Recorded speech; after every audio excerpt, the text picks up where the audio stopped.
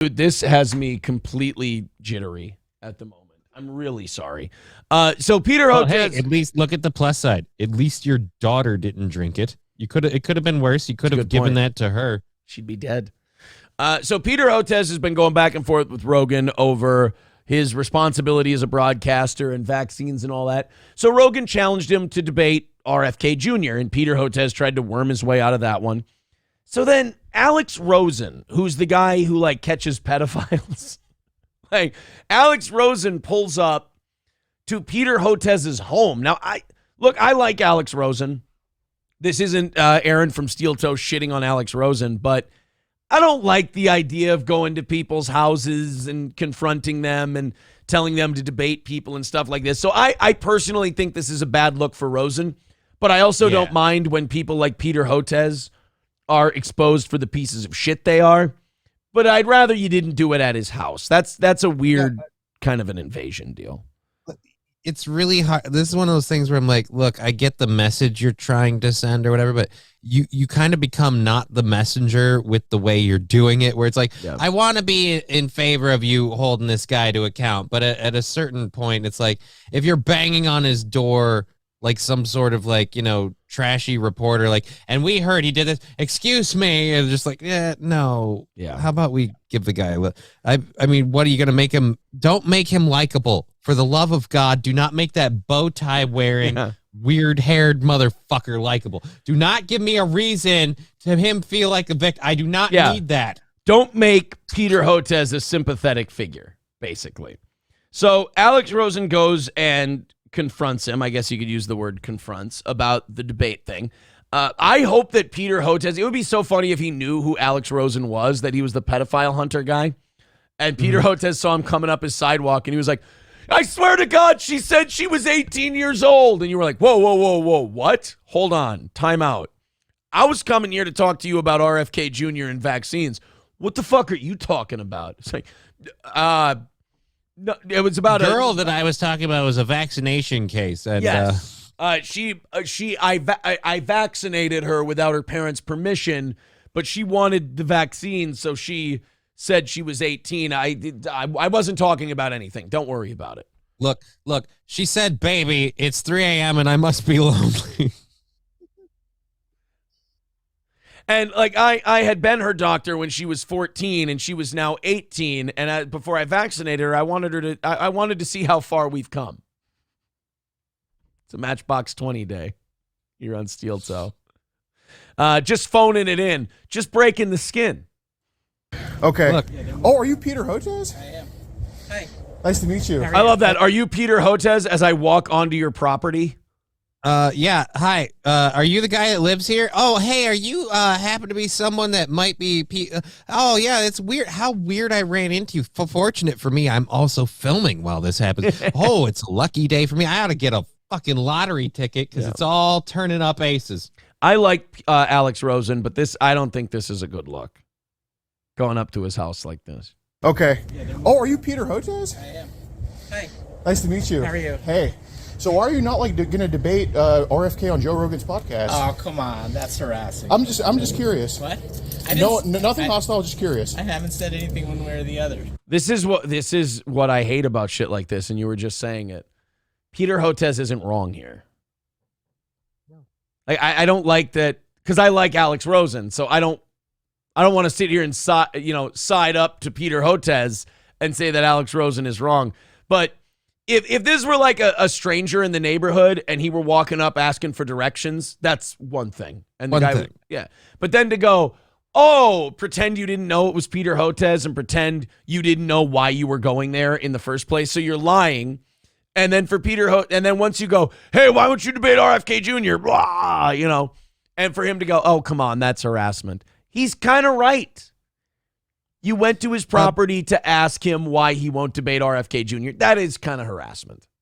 A little, but this is one of those things where, like I said, don't make him likable. Because even while he's been like, oh, that's harassment, the weird fucking, like, shit-eating grin he has while he's doing all this, it's like, it's like he knows he's a piece of shit and he gets why people are calling him out, But at the same rate, he also understands he's playing a game, you're playing a game, and he's not going to give into it. So he just kind of rolls and just like, oh, that's harassment. Just stop. And it's like, dude, come on, man. Right. Don't make him likable. And I think what you and I are trying to say is it shouldn't be so complicated. Just hold me again. Just hold me and then. I feel like you would have got more answers out of this guy if you just went, hey, Peter, look, I need some answers. Otherwise, I want to push you around. And, well, I will. So fucking stupid. It's so dumb. It was weird that he didn't address him as Peter Hotez at first. He came up to him and said, my Mo Nikita, my Spanish Harlem Mona Lisa. You're my reason for reason, the step in my groove. Yeah. I don't know why he would say that to Peter Hotez. All right, let's continue on with Alex Rosen. We're determined to make this 51-second clip last 25 minutes. I mean, are you planning on doing it? He just invited me, so we'll see. And I think you should, though. Well, we'll give it some thought. Okay. And what do you have to say to people who think they're vaccine injured? Oh, come on. Yeah, the guy's literally at the front door of his house. Leave him the fuck alone. It wasn't a scheduled interview, and at this point, it's gone from like, even if you want to paint it this way, it's gone from like, oh, I'm just some random person and we just haplessly bumped into each other. It's very clear, like, oh, I ambushed you and I'm trying to get a gotcha moment out of you. So, I mean, he'd have to be even dumber than he seems to be to fall for it. It's very obvious. Yeah, this is like a dick. This is my problem with the perceived left and perceived right, is that they all think that each other's tactics are okay in the service of their own ends.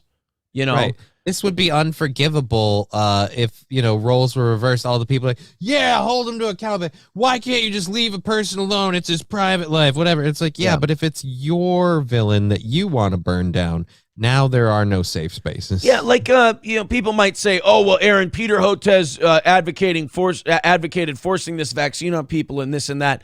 Okay, but he didn't go to your kid's school and shove a needle in their arm without your permission. He didn't do anything like that.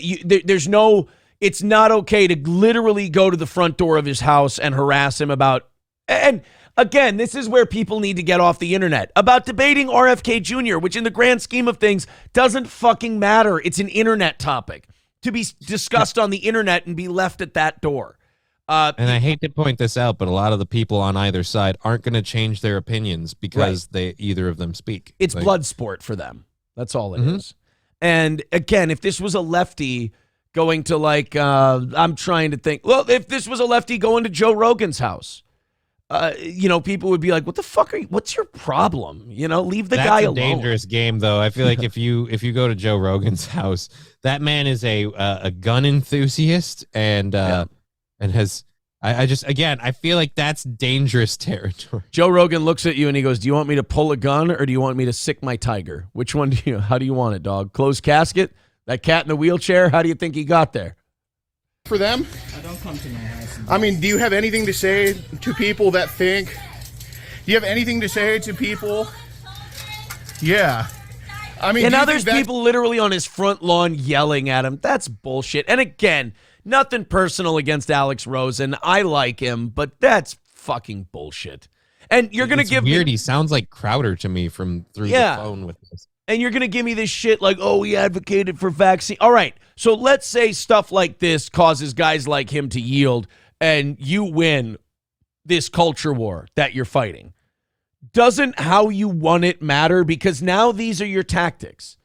So to enforce your edicts and enforce your positions, you're willing to go with these tactics. I mean, in my opinion, what did you fight to save if you're allowed to do the same things they're allowed to do? I'm one of those rare people who will end up a dinosaur as time goes on, that I think how you win matters. Because I think if you win ugly and you've justified doing these really shitty things that invade people's privacy and freedom, what did you really win? What did you preserve? What did you save? You just got your team on top of the standings. Give me even one example, like in the recent history of even one person we could say where that's how things literally went, where you saw them kind of lean in too hard and really overcompensate to push the bad guy villain thing, and then totally ended up burning themselves in the process. Give me even one example of that. You know what? Hey, watch it. Fucking watch it is all I'm going to say to you. All right, we got 12 seconds left. Vaccine injuries are real, Peter? Peter, it's just a question. Settle the science now. On a safari to go vaccinate more kids? Yeah, I don't like this. I that was a bad look and for it's Alex. funny at the end because I made my funny little joke. Like, again, dude, I don't like that guy, especially because of, again, the very public shill thing that he does. Yeah, I don't like Hotez either. You're right. But I feel bad for a guy. It's like, literally, you can't just let him go into his house. Again, his hot take, and it's not a hot take, but his take, whether it's, you agree with it or not, it doesn't actually, he doesn't change policy. We're not like, all right, we're instilling this law because Hotez says so. I mean, right. It's just a guy's opinion. Yeah, and, let's settle it right here. You're not going to settle it on some dork's front lawn. And that's not what you were here for anyway. You were here to make, like, a catchy video. I don't know. That made me uncomfortable. And I guess I'm gay for that, or I'm a cuck or whatever. That's fine. But that's not the way I would handle it. And again, like Alex Rosen, think he does great work. That wasn't the one. Hobo Chili Recipe with $9.99 says, I heard Alex Jones use the sticker as a coaster for his vodka soda and then just left it there on the table. It found its way to a dumpster and is now providing bedding for a rat family. Oh, man.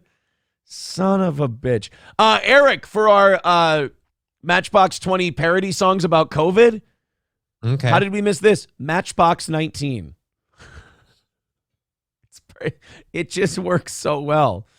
This entire show is gay. The host, the chat, everything, says Dario. Oh, no. Rupert with $9.99 says Dr. Imhotez from the vaccine returns. Imhotez. Someone says bring Corey back for one show. We'll get there. He just called in. I got it. There were some more super chats I wanted to get through here. Yeah, Citizen M is on my side on this one. You have, guys, if you're wondering if I'm taking this lightly or this is weighing heavily on me, my position on this story, look at how consistent I am with my scruples, if you will. It disgusts me to agree with Citizen M on this, but I can't run away from my principles just because I agree with a creep. All right? It's going to happen sometimes. In fact, me and Jeffrey Epstein were no. Eric with $2. Yeah, Matchbox 19. Sorry I didn't get to that earlier, buddy.